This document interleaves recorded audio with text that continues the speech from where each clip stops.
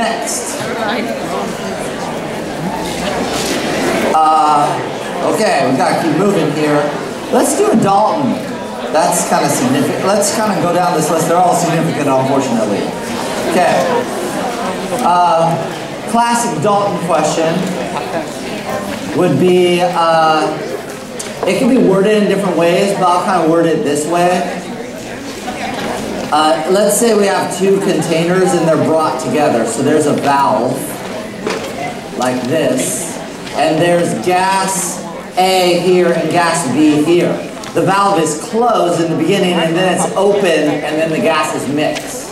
Okay? So let's say, let's just use some variables for now. Let's say this is mass M is given here. So these are the givens. And here we're given a pressure, a temperature, and a volume. Okay? I want to know the partial pressure of A after mixing, the partial pressure of B after mixing, and the total pressure after mixing. So those are all the things I'd want to know. Pretty classic Dalton's law sort of question. So let's kind of walk through how you would do this, and I kind of set them up with different givens so you can see a little bit. My first step is always to convert to moles. So for example, for A, I would say, well, PV equals nRT, or the moles of A equals the PV over RT. So I would use all the variables I was given, P, V, and T. P, V, and T are all given. R is a constant. So I have all those. I can find the moles of A. For B, to find the moles of B, I have the mass of B. That's given here. How am I going to convert the mass to moles? Yeah, I'm just going to multiply by the molar mass of B. Whoa, that was really funny for somebody. Okay. The molar mass of B. Aha! Okay. Now, I would also find the total moles. Moles of A plus moles of B. So I have the sum total of both. Okay, now there's a couple things I can do. What I usually find first, if I have the choice, is the P total. So if they ask you for P total, you're obviously calculating it, but if they give you the total, sometimes in the question they give you the total pressure. Usually when it's given, it's stated something like atmospheric pressure is. So if it says something like that, they're telling you what the total pressure is. If we want to make it a little harder, we have it calculated, so I'm going to show you the calculation version. Yes? Oh yeah, boom. Maybe that's what the person was laughing at. Okay, good. Divided by to get moles. Excellent. Now I know what's going on. Okay, to get P, again, I'm going to go to the ideal gas law to get P total. And what I'm going to do is go P is nRT over V. Now let's change colors here. This is going to be N total, or from here. So N total, to get P total, I need to use N total. Okay, what else here needs to be a total? The volume has to be a total. So this is the sum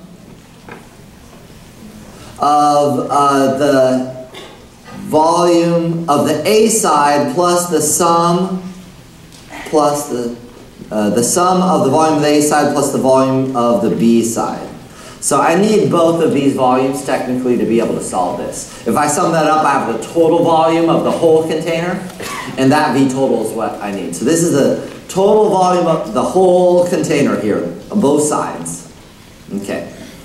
So that's how I get P total. And then here's technically where Dalton's law would come in. PA equals the moles of A over the total moles times P total. And PB equals the moles of B over the moles total times P total. Okay? And then P total, you could also say that's PA plus PB. So there's kind of two ways you can get both partial pressures. You have the moles of A, which you found earlier. You have the total moles, which you found earlier. And you have P total, which you just found. So this is one way to get the partial pressure of A. Get the partial pressure B of moles of A, moles of B you just found. Total moles you found earlier. And P total you just found. So you have all of those variables. You could calculate out to get PB. Or if you wanted to, PB is also P total minus PA. So you can find PB through either method. That's the same answer. All right, so this would be a pretty classic kind of flow for a Dalton's Law problem. It could be definitely worded differently, so it's good to do some different examples on this one. All right, I'd like to keep moving. Let's go the ideal gas law next. That was the next thing on the list. The ideal gas law when there's variations. So I'd like to go through that. Is there a question? Okay. Oh yes, really loud. Yeah, to do this, you'd have to be given this volume as well. You're right. Or you'd have to be given the total volume. Either way. But it's typically not something you solve for. It would be a little more unusual if you're solving for the total volume. Yeah, no problem. Okay, great questions today. Killing it. Awesome. PV equals nRT. This has variations when we include the density or when we include the molar mass. I'm going to say molar mass is capital M, mass over moles. So molar, this capital M is not molarity right now because we're talking about a gas. It's molar mass. So if you see something that includes, so the classic variables are P, V, N, and T. Those are the classic variables for ideal gas law. 3 are given, 1 is solved for. If you see the kind of problem where maybe only 2 are given, and there's something about density or molar mass or molecular formula, okay, if you didn't write that down, you should have. If there's something in the question about density, molar mass, molecular formula, any of those types of things, it's a variant question. So you see maybe 1 or 2 of these variables in brown, and then one of those things I had just listed. Density, molar mass, molecular formula, something like that. It is one of these questions, almost for sure, I would say. So what do you do here? It just depends what variables are in the question. So you just have to manipulate this a little bit. So for example, let's say they gave you density. You know, your density is one of the givens, but you don't have volume. So if you have density but no volume, then you might say, okay, PV equals nRT, and volume is mass over density. So what if I plug those formulas into each other? P is mass over density equals nRT. So here's an example of a formula where, let's say we don't give you volume, but we give you a density. So then you'd use a variant of this kind of formula. So there's 3 equations here at the top, and you just have to plug them in and mess around with them until you get the variables given and needed, all in one equation. There's a lot of variations because you can include these 2, or all 3. I guess there's 3 variations. Or just this one alone. 4 variations. Just this one, just these 2, just these 2, or all 3. So there's 4 variations. You can pre-derive them if you want. Okay. So that's just one example of one of the variations if it's the first 2 formulas. And then, again, you're missing one of the key variables like volume in this case. Yes? This here, what does this mean? Molar mass is mass divided by moles. Which makes it grams per mole. So, but know that capital M in the gas chapter is molar mass. In the aqueous solutions chapter is molarity. Both are capital M. Okay. Let's do velocity, kinetic theory, and de Broglie. And, oh yeah, those three. Velocity, kinetic theory, and de Broglie.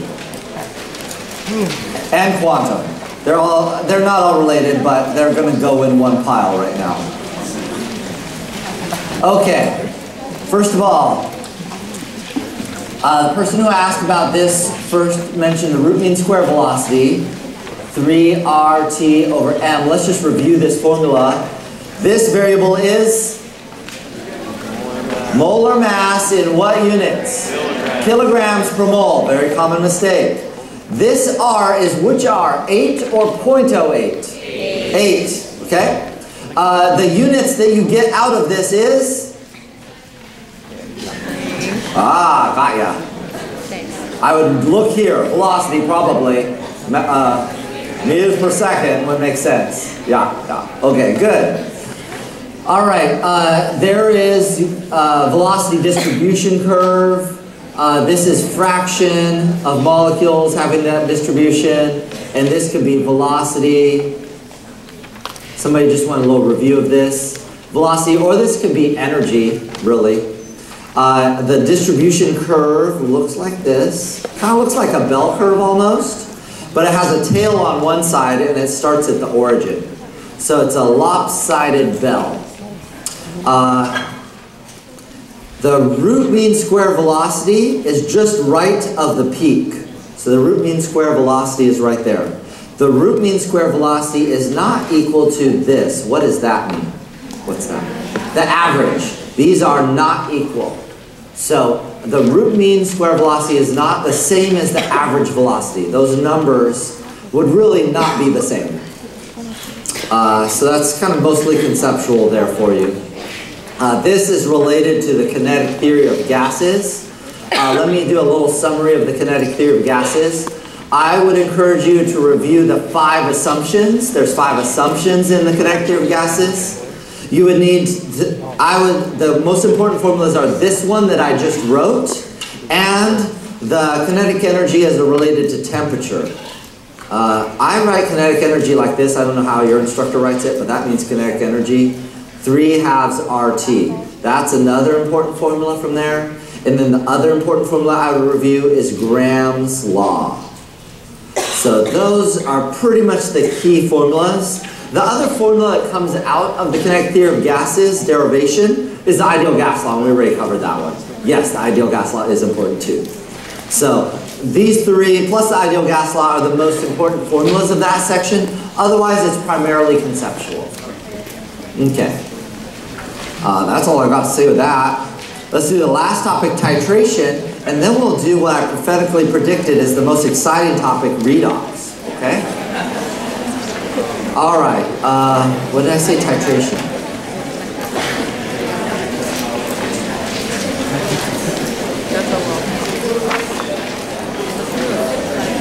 Okay. First of all, what kind of reaction is this? If they're both aqueous, it has a name. There's two actual names that are correct.